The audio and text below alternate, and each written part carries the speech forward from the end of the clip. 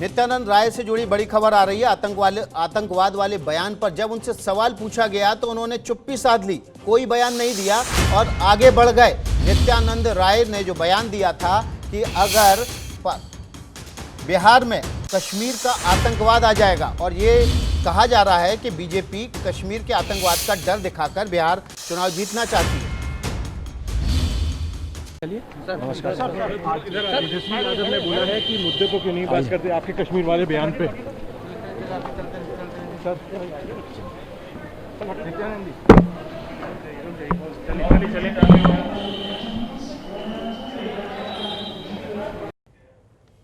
नित्यानंद राय को अपने जिस बयान की वजह से चुप्पी की चादर ओढ़नी पड़ी है वो भी आपको दिखाते हैं। बिहार में अगर सरकार आरजेडी की बनेगी तो कश्मीर से जिस आतंकवादी को हम सफाया कर रहे हो आकर बिहार की धरती पर पनाह ले लेगा। आतंकवादियों को पनाह नहीं मिलेगा। आतंकवादी सर उठाएगा उसका सर कुचल दिया जाएगा। आतंकवादियों को अब हिंदुस्तान में बिजाय बिरयानी खिलाने के लिए न नरेंद्र मोदी तैयार है, न देशवासी तैयार है। तुम सर उठाने की कोशिश करोगे, तुम्हारा नाम और निशान दुनिया से मिटा दिया जाएगा। तो नित्यानंद राय के इस बयान के बाद अब जेडीयू के प्रवक्ता अजय आलोक नित्यानंद राय के बचाव में उतर आए। अजय आलोक का कहना है कि उन्होंने कुछ भी गलत नहीं कहा है। मेरे गृह राज्य मंत्री ने इसलिए कहा, भाषण की लौ में कहा, और वो गृह राज्य मंत्री हैं, उनको पता है कि देश में आतंकी कहां कहां पनाह ले सकते हैं। उन्होंने कह दिया। अब इसको मुद्दा बनाने की जरूरत नहीं है, हम ऐसी नौबत ही नहीं आने देंगे। ऐसे ऐसे लोगों को बिहार से बाहर खदेड़ना। एक मिनट, यासीन भटकल को हम ही ने गिरफ्तार किया था ना, बिहार से पकड़ के एनआईए को दिया था। बिहार नहीं, बिहार पुलिस ने गिरफ्तार किया था, एनआईए को पकड़ के दिया था। वो आतंकवादी जो 25 साल से गायब था यहाँ पे। गांधी मैदान ब्लास्ट के एक आतंकवादी को हम पकड़ चुके हैं, एनआईए की मदद से पकड़ चुके हैं। तो ऐसे ऐसे लोग के तार कहाँ से जुड़ते हैं, दरभंगा मॉड्यूल क्या था, ये किसको नहीं पता है। लेकिन फिर मैं कह रहा हूँ, बिहार का चुनाव इन मुद्दों पे नहीं जा रहा है। बिहार का चुनाव जा रहा है विकास के मुद्दों पे। 15 साल जो हमने काम किए उसी मुद्दों पे रहेगा। तो देखिए, बड़ी बहस शुरू हो गई है और इस बात को लेकर आरजेडी अब बैकफुट पे आ सकती है। अजय आलोक का बयान है। हमारे साथ तमाम मेहमान जुटे हुए हैं। मृत्युंजय तिवारी, अजय आलोक कह रहे हैं कि यासीन भटकल को भी यहीं से पकड़ा गया, गांधी मैदान के जो ब्लास्ट करने वाले थे वो भी यहीं से पकड़े गए। तो ये बात केवल कश्मीर के आतंकवाद के बिहार आने की नहीं है, ये लोकेशन बता रहे हैं कि अगर आप लोग आ गए तो आतंकवादी यहाँ छिपेंगे आके। देखिए विकास जी, हम लोगों को पता था चुनाव से पहले ही कि ये एजेंडा सेट करेंगे। आपको पता है 2015 में क्या कहा गया था? आप क्यों उनके एजेंडे में उलझ रहे हैं? एक मिनट, अगर महागठबंधन जीतेगा तो पाकिस्तान में दीपावली मनेगी, ये बोला गया था ना। जनता का जवाब आपने सुन लिया था। उसी तरह से ये मुद्दे से भागेंगे, हम इनको घसीट कर मुद्दे पर लाएंगे। बेरोजगारी के आतंक पर बोलना होगा, बिहार की बदहाली पर बोलना होगा, मजदूरों के पलायन पर बोलना होगा, मुजफ्फरपुर बालिका गृह कांड में बच्चों की अस्मत लूटी गई है उस तो पर जो आपने बोलना। गृह युद्ध वाला बयान दिया था, अब आप उससे बैकआउट कर रहे हैं? कहां बैकआउट कर रहे हैं? हम तो कह रहे हैं कि ये इसी तरह का एजेंडा लाते हैं चुनाव में। आतंकवादी तो इनसे संभल नहीं रहा है, कश्मीर तो संभल नहीं रहा है, तो बिहार को कह रहे हैं कि यहाँ आतंकवादी पनाह लेगा। तो बिहार की जनता आतंकवादियों को पनाह देती है? बिहार की जनता सब समझ रही है। बिहार की जनता ये इनका चाल चरित्र चेहरा जानती है। इनको चुनाव समय याद आते हैं। प्रकाश, आपके पास तो एनआईए है, केंद्र में सरकार है, सीबीआई है, तमाम एजेंसियां हैं। अगर आतंकी छिपेंगे तो उनको पकड़ के बिरयानी थोड़ी खिलाएंगे, फांसी पे टांग देंगे। तो चुनाव में मुद्दा बनाने की क्या जरूरत?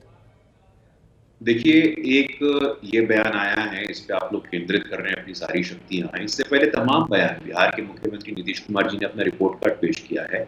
हमारे पार्टी के राष्ट्रीय अध्यक्ष श्री जेपी नड्डा ने गया में लंबा चौड़ा भाषण दिया है और रिपोर्ट कार्ड दिखाया है अपना। हम तो मुद्दों पर आधारित बात करना चाह रहे हैं। आज सुबह से आप ही लोग इस विषय पर ध्यान भटकाने का काम कर रहे हैं, लेकिन इसके बावजूद मैंने बताया किस प्रकार बिहार पुलिस के आंकड़ों के हिसाब से दंगे के मामले कब दर्ज हुए थे, वहां तब राजद का शासनकाल था। और मृत्युंजय तिवारी जोर जोर से मैं उनकी बातों बात सुन लीजिए। देखिए, ये गलत बात है, ये गलत बात है। एक डिबेट हो रही है, उस डिबेट की गरिमा है। आपराधिक छवि के लोग किस पार्टी में हैं? नवादा से टिकट आप लोगों ने किसको दिया है? बलात्कार के आरोपी के साथ रेप का जो आरोप लगा हुआ है अरुण यादव जी को, उसको टिकट किसने दिया है? आप लोगों ने दिया है। तो आपराधिक की बात ऑर्डर की बात आप अच्छी नहीं लगती है, आप अच्छी नहीं लगती। बिहार पुलिस देखिए, आप बिहार पुलिस के आंकड़े देखिए मृत्युंजय तिवारी जी, वर्ष 2001 में फिरौती के लिए अपहरण के 385 मामले दर्ज हुए थे, आज मात्र 43 मामले दर्ज। नंबर 1 है बिहार, आपको नहीं पता है? आप आकर देखिए, आप निकालिए आंकड़ा। खराब होता है, एसपीबी का रिपोर्ट है, आप कह रहे हैं कि बिहार पुलिस का आंकड़ा देखिए। शिक्षा पे फेल है, रोजगार पे फेल है, इन्वेस्टमेंट पे फेल है, माननीय सर्वोच्च न्यायालय की क्या टिप्पणी है मुजफ्फरपुर बालिका गृह कांड पर? आपकी पार्टी के प्रवक्ता अजय आलोक कह रहे हैं कि पता है ठिकाने कहाँ हो सकते हैं और इसलिए नित्यानंद राय ने बात कही है। अभी भी ठिकाने पता है क्या? आपकी तो सरकार है। ये विचार से करेंगे क्या?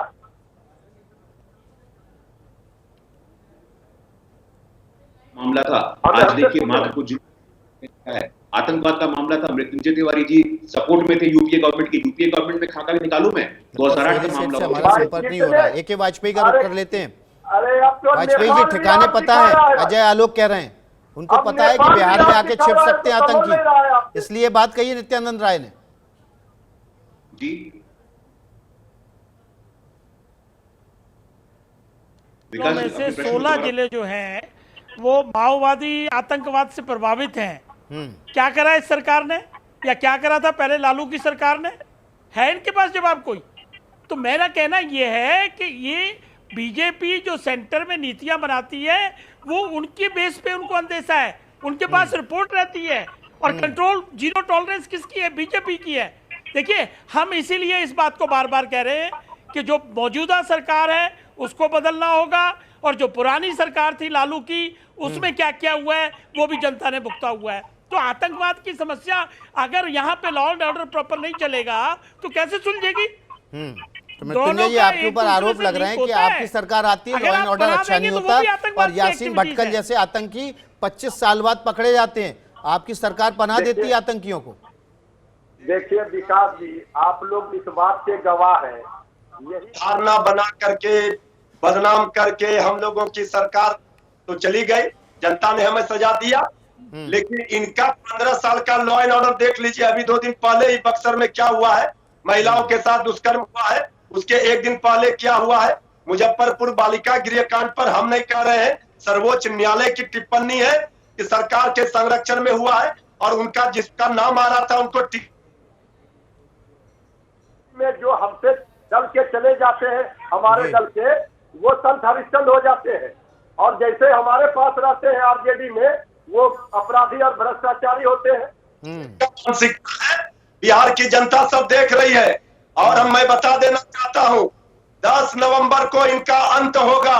चाहे ये जितना एजेंडा अपना लागू करना चाहे, आतंकवादियों को पनाह दे, हिंदू मुस्लिम का कार्ड खेलेंगे, दंगा भड़काने का कोशिश करेंगे। विश्वास का बलात्कार हुआ था तो इनके मुख्यमंत्री क्या बोले थे? जो हो गया वो हो जाने दो, अब आगे की बात करो। क्या सजा दिए थे? हमारी सरकार में अगर बेटियों पर अत्याचार होता है तो कानून उस पर एक्शन लेता है, पुलिस एक्शन लेती है। और मुजफ्फरपुर बालिका गृह कांड में आदरणीय नीतीश कुमार जी ने ही सीबीआई जांच के लिए रिकमेंड किया था, और जांच हुआ, और जो दोषी है वो जेल में है और जो निर्दोष है वो बाहर है।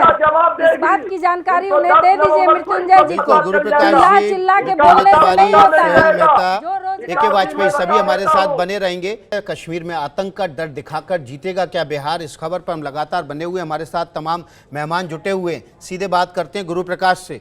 गुरु प्रकाश, नित्यानंद राय से जब पूछा गया कि आपने जो बयान दिया इस पर आपका क्या कहना है, तो चुप्पी साध गए, मतलब गलती का एहसास हो गया है क्या?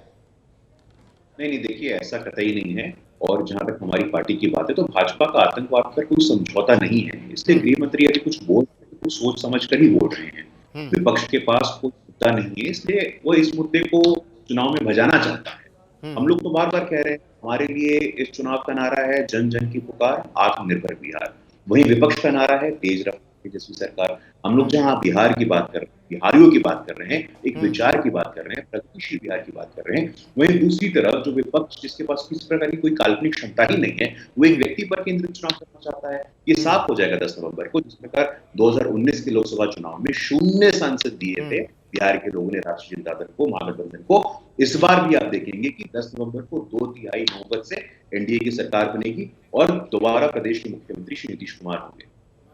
बिल्कुल, हमारे साथ एलजेपी के प्रवक्ता ए.के. वाजपेयी भी हैं। वाजपेयी जी, तमाम सवाल उठा रहे हैं कि बेरोजगारी की बात नहीं हो रही है, कानून व्यवस्था की बात हो नहीं रही है, बक्सर में अभी क्या हुआ उसकी बात हो नहीं रही है, आतंकवाद की बात कर रहे हैं। नहीं, आतंकवाद तो डाटा अगर आप देख ले, मैंने डाटा निकाल लिए हैं। 90 में 907, 91 में 1113 घटनाएं, 92 में 1152 घटनाएं, 93 में 880 घटनाएं। मतलब ये तो डाटा है ना। ये आतंकवादी गतिविधियां उन दिनों ज्यादा थी तब लालू राज था, ये रिकॉर्ड की बात है। तो हम बार बार यही बात कह रहे हैं कि ये एक सांपनाथ एक नागनाथ नीतीश बाबू के राज में भी कम नहीं हो पाई है। आई एम सॉरी, नीतीश बाबू के राज में अगर पिछले 5 साल का देखो तो आतंकवादी घटनाएं इनमें भी हुई हैं। तो हम इसीलिए कह रहे हैं कि नेतृत्व में बदलाव चाहिए। बीजेपी की सरकार अगर अकेला चल के बनती है तो वो आतंकवादी को कुचल के रख देंगी, आतंकवाद की घटनाओं पे काबू करेंगी, बेरोजगारी दूर होगी। सरकार अकेले बनती है तो कुचल के रख देंगे आतंकवाद को, तो उसमें एलजेपी भी शामिल नहीं होगी। ए.के. वाजपेयी जी, फिलहाल सभी मेहमानों का शुक्रिया। मृत्युंजय तिवारी, गुरु प्रकाश, एलजेपी से ए.के. वाजपेयी और सुहेली मेहता, सबका बहुत बहुत शुक्रिया। एबीपी न्यूज आपको रखे आगे।